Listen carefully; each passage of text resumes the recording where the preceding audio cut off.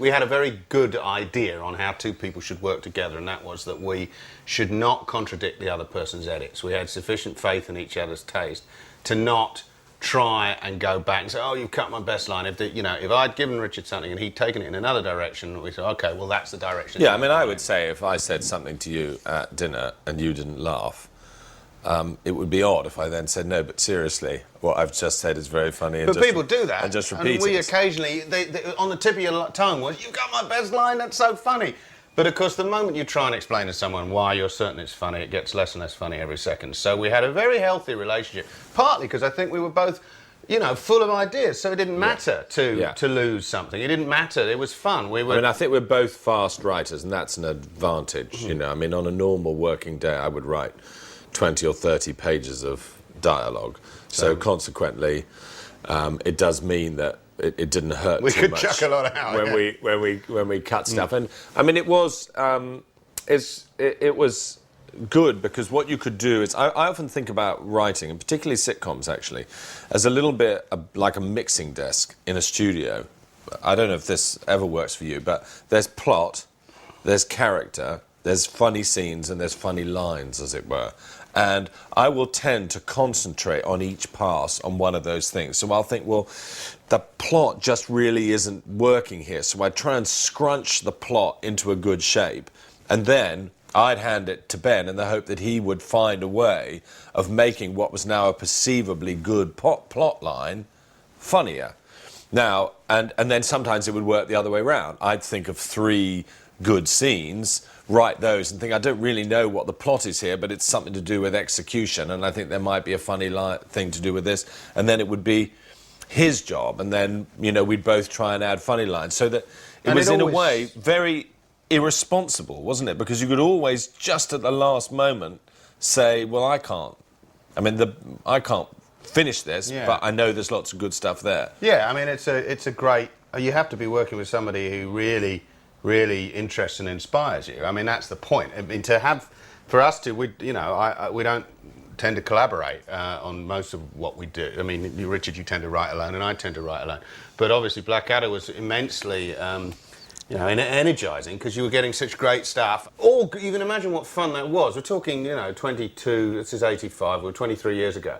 But that was the other thing about the style of writing, which was that it was to some extent accumulative, and that, in other words, if I'd written, what I thought was, you're as stupid as a teacup, it would then be natural for Ben to say, well, I'm sure I can do better than teacup. So a teacup that's been ill repaired with a non-heat resistant water solvent glue, and hence has fallen to pieces, or whatever. Exactly. So it was genuine fun. I mean, I don't know how much you could do it. I think by being very young and very energetic. I mean, we didn't see that much of each other because we'd worked. Richard lived in Oxfordshire and I lived in London. But as you say, the disc thing, very quickly. There's no doubt you are right about that. Computers really did help. It meant that we could actually work on each other's scripts and change them, within. And obviously you keep a copy. There was a tragic thing that I used to underline anything that had actually made me laugh when I thought of it, because as you work on stuff, there's some stuff that's calculated and some stuff that's spontaneously funny. And I would attempt always, before I gave it into you, to delete those lines, to do a sort of clear all. But it was only a year or two ago that you said to me, what were those bits that were underlined, and you clearly never spotted that they were my finest work? Well, the one, I didn't know you told me what you liked. That was what you explained to me. But you did used to have a habit of sort of ticking your favourite lines of mine, which always what's wrong with the rest of the stuff, you bastard? It's been a tick for 3 pages, and it's all brilliant.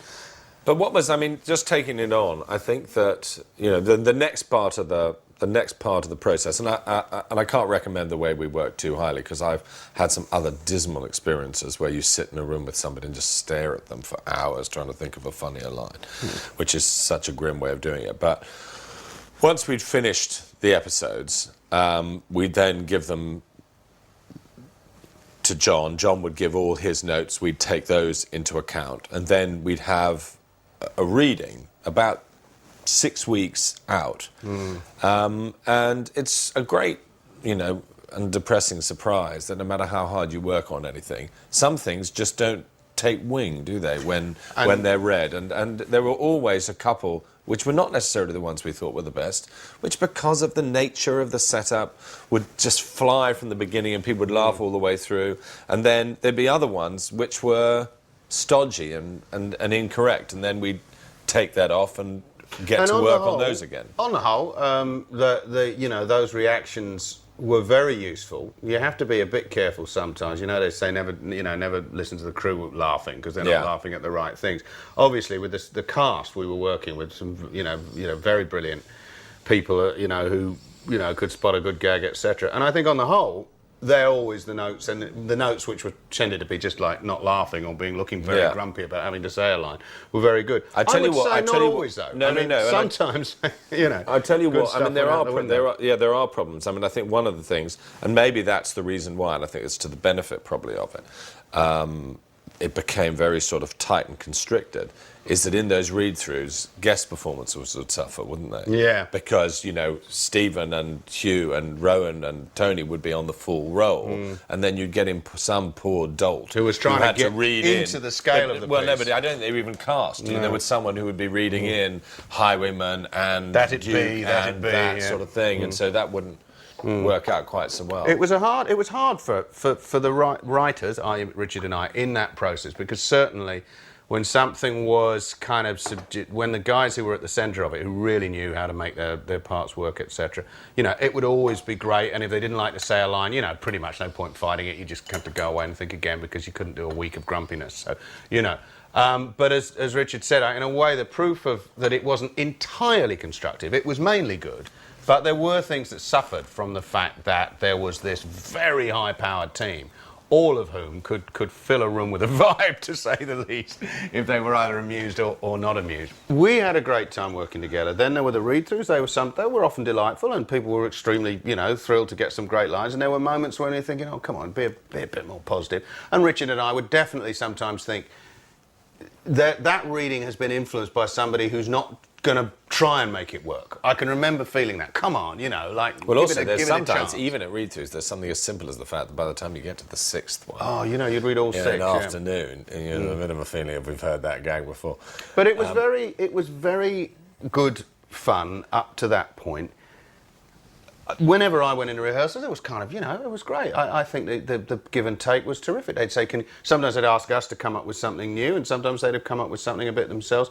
But I didn't attend as much as you did, so how do you feel? Where it used to be, I think, complicated was where, there were two things. One is there wasn't much rehearsing. I think if I'd been allowed to prioritise, I would have said 3 days script, 3 days acting the script properly, because sometimes on more complicated ideas where somebody had to be at a particular pitch, in a particular mood, where one person had to know something while another person didn't know anything, there was a tendency never to get on the floor and give it a go until you'd fixed it. So that was a bit frustrating. And then I think the other thing would be that sometimes in trying to fix one thing, you could hurt another thing, So there'd be a boring 4 lines where you had to set up the fact that they were going to the theatre that night. And everybody would attack those 4 lines, turn it into something different, and you'd be left with no setup for going to the theatre.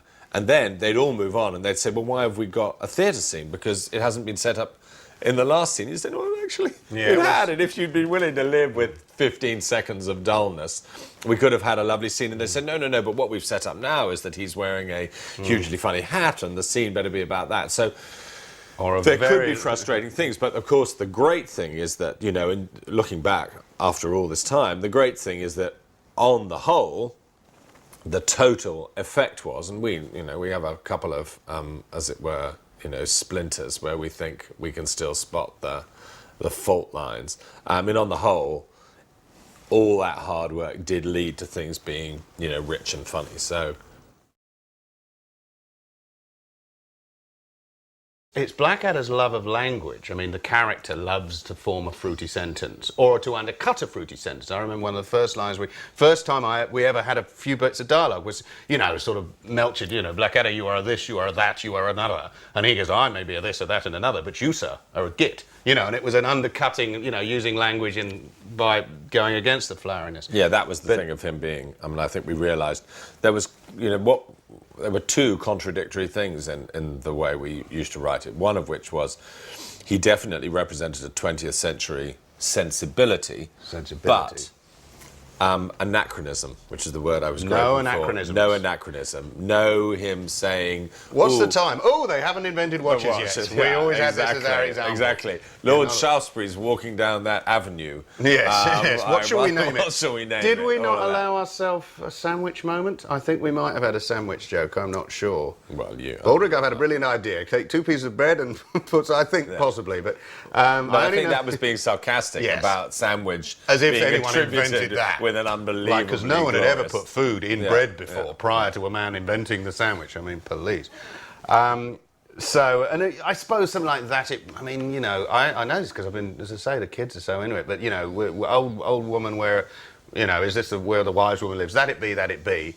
Yes, it is. Don't talk to me like that. I'm not a tourist. Now that was on the edge of breaking our rules, but we were very clear that you couldn't do absolute anachronisms. And I think the 20th century sensibility in a fairly, a sort of broad, honest recreation of a sort of comic history was part of it. But also that was resistant to the two sort of traditions that there were at that point, which were the Frankie Hat, the Up Pompeii tradition and the Carry On tradition, because whenever the Carry On people did it in the past, the whole thing was about anachronism. Absolutely.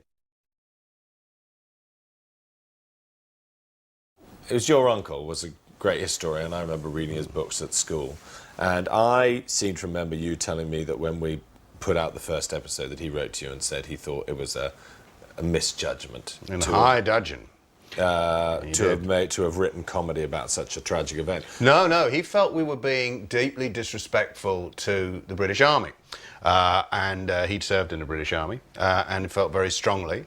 And in his letter he said, because of course my father was a Jewish refugee, as was my uncle, and he said, your father who sired you, bit of a tautology, would not be here today were it not for the British Army. And I am damn well aware of that and feel exactly as he does about the debt we all owe to the sacrifices of the past. So I was stunned that he had this reaction, because I felt the satire was loving and took into account the bravery.